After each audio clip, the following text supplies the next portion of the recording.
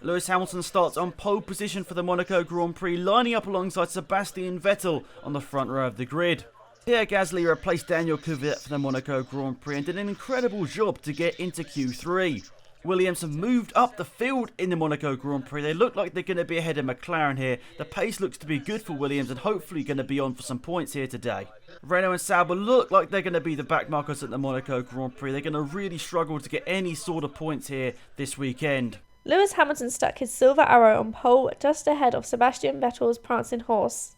Both Finnish drivers lined up in 4th and 5th position, leaving the Dutch Red Bull trailing them both. Lance Stroll bested Felipe Massa while Formula 1 rookie Pierre Gasly outshined his fellow Frenchman, snagging a Q3 appearance on his debut. Fernando Alonso didn't quite make it into the top 10. Stoffel Van Dorn scraped into Q2 just ahead of Esteban Ocon. Both Renaults and both Saubers lined up the two back rows of the grid, leaving much speculation. What is going on, guys? We are here Wehrlein's for future. the Monaco Grand Prix. It has been such a long time since I've been sat behind this microphone, sat behind my monitor and actually doing some audio for the race. But we're here at the beautiful Monaco. Previous winners, Lewis Hamilton, Nico Rosberg, and so on and so forth. There's got quite a few people who are looking to win this race. Obviously, we had a bit of a change up. We're not Kimi Räikkönen anymore. We're Pierre Gasly. So that's going to be interesting, and it's going to be a bit of a different change as opposed to driving in the scarlet red Ferrari. We're now in the bluey purple of the Toro Rosso. I'm not really sure what colour you'd class the Toro Rosso as. But as you can see, we have also made a jump to Formula 1 2016 as well. So quite a few changes, quite a lot of changes, and some more changes to come. We, however, have 5 lights on the screen, and we aren't actually going anywhere. The clutch just... We didn't stall, but we just didn't get off the line at all. We're actually down into 12th. We're going to have a look down the inside of any of the Force Indians, but that's not actually possible. We've got a warning for corner cutting, which I think is absolutely ridiculous. But we're going to stick up the back of Esteban Ocon as we go through this tight, twisty first sector. We're going to get as best run as we can out of this corner, but it's going to be a very difficult race. We just kissed the wall just a little bit. We're going to go down Ocon regardless of touching that wall. We are on the ultra soft tyre. More or less everyone around here is going to be on the super soft, which is obviously going to be a little bit slower, but there's a yellow flag going on somewhere behind us. We're going to have a replay of the start. We've got Lewis Hamilton on the left-hand side, and I believe that is Sebastian Vettel to the right. I can't actually see because the window's too tiny, but yes, it was Sebastian Vettel. Daniel Ricciardo got off to a great start, and obviously he's going to chuck it up the inside of Sebastian Vettel, and he's going to squeeze him out, I think, just about. Kimi Räikkönen right up the gearbox of his teammate, and Verstappen obviously follows suit. So we'll see Ricciardo start and see how he did.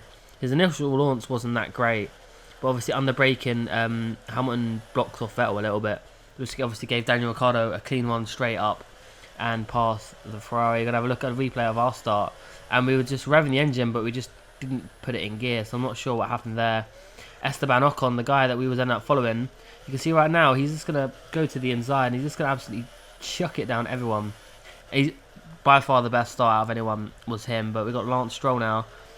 He's going to go past a very slow Valtteri Bottas, so we weren't the only ones that struggled, thankfully, but he's going to have a bit of a tangle with Valtteri Bottas if he's not too careful. Going side by side through here is definitely the last thing you need. It's going to be really tight. I'm not sure how they haven't had a mighty crash. There's a bit of contact, but nothing too major at this point. They're still going side by side. This is actually amazing that they managed to do that, but Lance Stroll's going to be under pressure by his teammate Felipe Massa. If he's not careful, he's going to close the door, and I think Massa will take that position unless Stroll fights back, which he does. But there's the yellow flag that we was talking about. A few cars just went inside of each other. I think it started with one of the Renaults, if not ourselves, which caused that. But the two Saubers at the back of the grid. But lap 2 now, we're up behind the McLaren of, I want to say, Fernando Alonso. I'm not 100% sure. We're going to dive up his inside and just take him and give him a little nudge. You know, Fernando likes a good nudge, but he's actually under pressure now from both Force Indias as they're going to go side by side through into turn 1. Fernando Alonso is going to get a bit lucky there, but Sergio Perez and Esteban Ocon that are fighting, and our teammate Carlos Sainz is hoping to pounce in on the action if at all possible. Not sure if it's going to work around here. It's very difficult to overtake, but the Force Indians are still going to go side by side all the way through here. I reckon they're going to go all the way side by side and probably put one of them in the wall at this rate, because the entire first sector has been side by side, which is absolutely disgusting, if I'm perfectly honest with you. Carlos Sainz is having a look. he's not going to make it, but the Force Indias are going to go side by side, and they do put one of them in the wall, and I believe that is Sergio Perez. I'm pretty sure that's Perez, but Carlos Sainz gets past one of them at least, as we make a move down the inside of Roman Grosjean on lap 3, so we really like that opportunity. We like that corner just to get past them in that corner. It does really suit us up. You can see we do the exact same thing we did with Alonso. No contact, straight through. Grosjean kind of gave us a bit of a... He kind of moved out the way a little bit. Obviously, he didn't want to ruin his race. He's in the points, you know, they need points. But lap 6, we're going to see Sebastian Vettel pulling into the pit lane to make an early stop. I'd say early. They're usually out a little bit.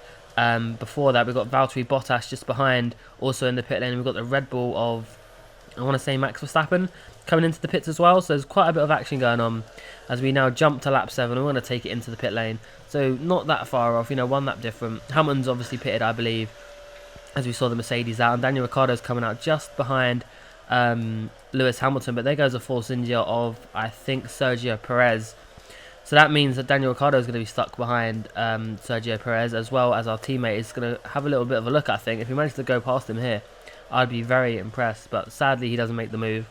Kimi Raikkonen currently leading the race here on lap 8. He still has got to pit.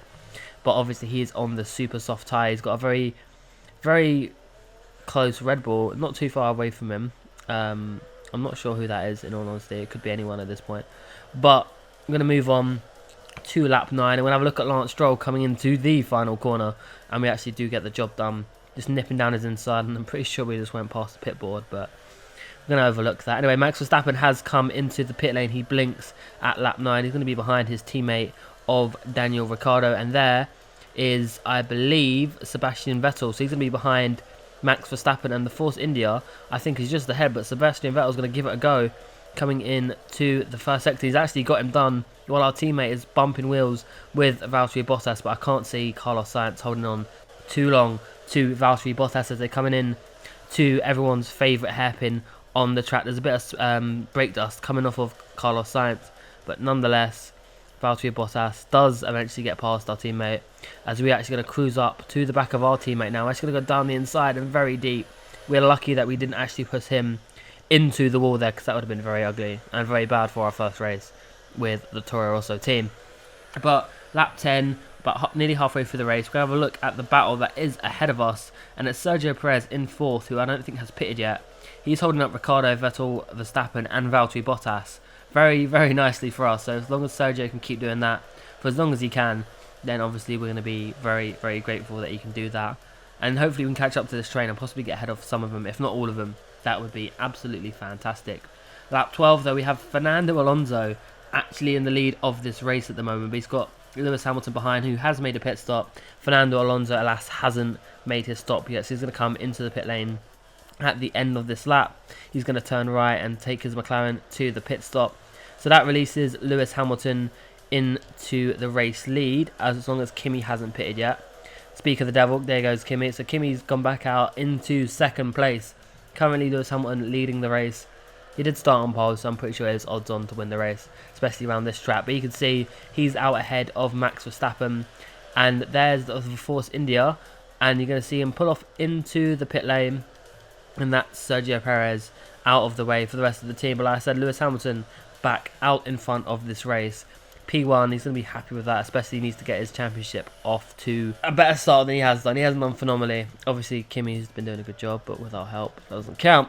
We're going to have a look now on lap 16. We've closed up to the back of that train. It's spaced out a little bit, but we are chasing Valtteri Bottas with Max Verstappen ever so slightly ahead. They're the only two cars that are really there. But we're going to have a look down the inside of Bottas in the place that we overtook Fernando Alonso, and we're actually going to get the move made. So we have moved up one position, and obviously now we're on this penultimate lap, lap 19. We are looking at Max Verstappen and trying to see if we can get past him. I've been studying him a little bit, see where he's weakest, and he seems to be weakest around about this section. You'd think with the Red Bull he'd have good downforce, but no, he doesn't. So we're going to make a move. We're going to have to make it sometime soon. We're going to have a look to the inside. I want to see if we can actually get round. We're going to be so slow, but we actually managed to make it around there in one piece, so he's going to block us off. So we're going to try and do a dummy and go down his inside if we can, and it looks to have worked. He clips the wall with his tire, so we could get a puncture if we're lucky, but we're going to end up going side by side through this corner, and I don't know why the Red Bull is so much faster than us in a straight line. We're going to have to brake. Everyone's locking our tyres. We're going to make it down the inside and the outside. And we're going to go back to the outside of this corner, but he's going to lose it under traction. And we're going to get a fantastic overtake on Max Verstappen. That's going to put us up into 5th place. But that is it. We lost too much time battling with Max to be able to actually get towards Sebastian and Daniel Ricciardo, let alone Kimi and Hamilton. But that is going to be it for the Monaco Grand Prix. 5th place on our debut, which isn't too shabby at all.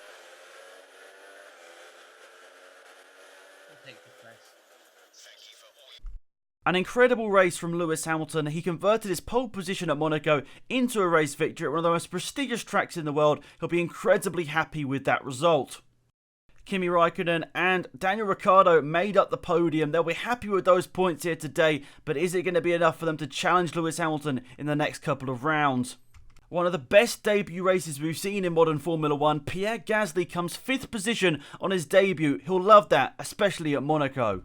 Fernando Alonso, believed by many to be one of the greatest drivers on the grid, was only scrambling for a point. He really struggled today here in Monaco, but he'll be happy with that point nonetheless because his car wasn't quite up to scratch here today. Pascal Wehrlein finished in last position here in Monaco. It is seen by many that he's going to be the next person to lose his seat, which will be disappointing for the German, but his recent race form definitely makes us think, is he good enough for Formula 1? Looking at the drivers' table, it's spread out a little bit more compared to the last race, Max Verstappen. Looking at the Drivers' Championship, you can see Kimi Raikkonen's gotten ahead now. A little bit more of a gap towards Max Verstappen. Lewis Hamilton making some ground in 3rd place. Ricciardo ahead of Bottas and Sebastian Vettel still down in 6th place.